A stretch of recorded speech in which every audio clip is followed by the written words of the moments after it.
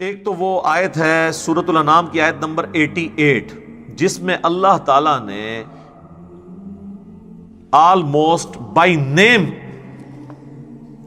18 انبیاء کے نام، ایگزیکٹلی 18 انبیاء کے نام ذکر کیے ہیں۔ قرآن میں انبیاء کرام کے ناموں کا سب سے بڑا گلدستہ جو ہے نا وہ سورۃ الانعام کی وہ آیت ہے 88 نمبر، اور اس کے ساتھ ایڈجسنٹ۔ تو 88 آیت میں جا کر 18 انبیاء کا بائی نیم ذکر کر کے آخر میں اللہ تعالیٰ نے اپنا فتویٰ سنایا ہے، وَلَوْ أَشْرَكُوا لَحَبِطَ عَنْهُمْ مَا كَانُوا يَعْمَلُونَ، اگر یہ بھی شرک کرتے ہوتے تو ہم ان کے بھی سارے اعمال برباد کر دیتے۔ اس سے زیادہ آپ کا رب، میرا رب آپ کو کیسے سمجھائے کہ شرک is the most sensitive issue in the sight of Allah. اچھا، اور دوسری آیت جو اسپیسیفکلی ہمارے محبوب صلی اللہ علیہ وآلہ وسلم کے لیے آئی، سورہ الزمر کی آیت نمبر 65، وَلَقَدْ أُوحِيَ إِلَيْكَ وَإِلَى الَّذِينَ مِن قَبْلِكَ لَئِنْ أَشْرَكْتَ لَيَحْبَطَنَّ عَمَلُكَ وَلَتَكُونَنَّ مِنَ الْخَاسِرِينَ۔ اے نبی تم فرماؤ میری طرف بھی اور مجھ سے پہلے تمام انبیاء کی طرف یہ ایک کانٹے کی بات وہی کی گئی تھی کہ بالفرض اگر تم نے بھی شرک کیا تمہارے اعمال بھی سارے برباد کر دیے جائیں گے اور تم خسارہ پانے والوں میں سے ہو جاؤ گے، سارے انبیاء، اور ظاہر ہے کہ انبیاء کے ذریعے امتوں کو بھی۔ اور پھر سر جس شان سے عیسیٰ ابن مریم کا خطبہ آیا نا جی سورہ المائدہ کی آیت نمبر 72 میں، چونکہ اس وقت انسانیت میں سب سے بڑا شرک بت پرستی کے نام پہ نہیں ہے، ایک پیغمبر کے نام پہ کھڑا ہوا ہے۔ یار بت پرست تو اس وقت دنیا میں ہارڈلی 80-90 کروڑ ہوں گے، وہ بھی آستہ آستہ سیکولر ہی ہو گئے ہیں، لیکن 2.25 ارب کرسچنز شرک کر رہے ہیں ایک پیغمبر کے نام کے اوپر، اس میں پیغمبر کا کوئی قصور نہیں ہے۔ جیزس کرائسٹ نے کبھی ان کو شرک تعلیم نہیں کیا۔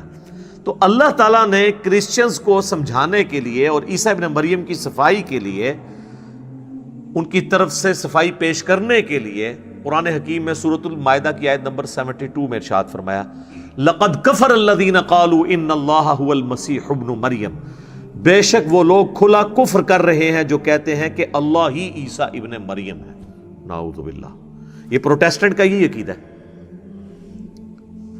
کہ اللہ عیسیٰ کی شکل میں دنیا میں اتر آئے۔ آگے چل کر 73 نمبر آیت میں اللہ تعالیٰ نے کیتھولک کی بھی نفی کی ہے، لَقَدْ كَفَرَ الَّذِينَ قَالُوا إِنَّ اللَّهَ ثَالِثُ ثَلَاثَةٍ، بے شک وہ بھی کھلا کفر کر رہے ہیں جو کہہ رہے ہیں 3 خداؤں میں سے ایک ہے اللہ، یعنی گاڈ دا ہولی فادر، اور جبرائیل دا ہولی گوسٹ، اور عیسیٰ ابن مریم دا ہولی سن۔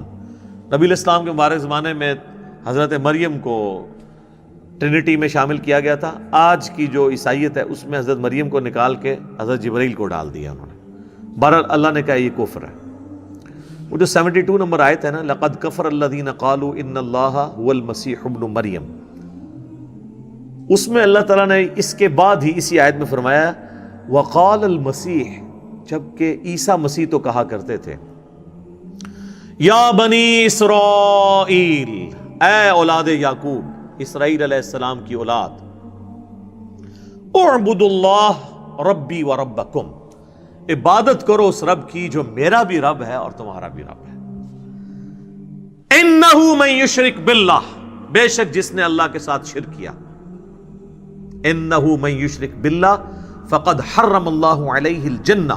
ومأواہ النار وما للظالمین من انصار، ایسے شخص پہ اللہ نے جنت حرام کر دی ہے اور اس کا قیامت کے دن ٹھکانہ آگ ہوگا اور وہاں اس کا کوئی مددگار نہیں ہوگا۔ حتیٰ کہ صحیح بخاری اور صحیح مسلم دونوں میں یہ حدیث ہے، اللہ کے محبوب صلی اللہ علیہ وآلہ وسلم ارشاد فرماتے ہیں کہ اللہ تعالیٰ نے ہر پیغمبر کو ایک ایسی دعا دی تھی جو مقبول دعا تھی، وہ اس نے اس دنیا میں ہی مانگ لی اللہ سے۔ اسی دعا کے اگینسٹ آپ کو پتہ ہے حضرت نوح علیہ السلام نے عذاب مانگ لیا تھا اللہ تعالیٰ سے اپنی قوم کے اگینسٹ، اور میں نے وہ اپنی دعا سنبھال کر رکھی ہے قیامت والے دن کے لیے، اور اس دعا کے ذریعے میں اپنے امتیوں کی شفاعت کروں گا۔ صلاۃ بر محمد و آل محمد، اللہم صلی علی محمد و علی آل محمد۔ میری شفاعت سے میرے ہر امتی کو نفع پہنچے گا سوائے اس شخص کے کہ جس نے دنیا میں اللہ کے ساتھ کسی قسم کا شرک کیا ہوا، ہر ایک کو شفاعت پہنچے گی۔ بہرحال اب یہ چیزیں تو بالکل واضح تھیں، لیکن علماء سو نے عوام کو ایسے دھوکے دیے کہ آج تک عوام ان دھوکوں سے باہر نہیں نکل رہی۔ کبھی وسیلہ اور توسل کے نام کے اوپر، جس کی جائز صورتیں بہت ساری ہیں، استعانت کا مسئلہ غیر اللہ کو مدد کے لیے پکارنا ثابت کیا، کبھی بہانہ کیا عطائی کا اور ذاتی کا، کبھی فرق ڈالا مستقل بذات کا اور غیر مستقل بذات کا، یہ سب کہانیاں ڈالی جو میں نے وقتاً فوقتاً مختلف ویڈیوز کے اندر کور کی ہیں، اور یہ ریسرچ پیپر آپ پڑھ لیں گے تو آپ کو بہت کچھ انشاءاللہ تعالی پتہ چل جائے گا اس حوالے سے۔ اسی لیے میں کہتا ہوں کہ قرآن حکیم کا وہی معنی معتبر ہے جو پہلی دفعہ کوئی غیر مسلم پڑھ کے اس کا معنی لے، مسلمان کا پڑھا ہوا معتبر نہیں ہوگا،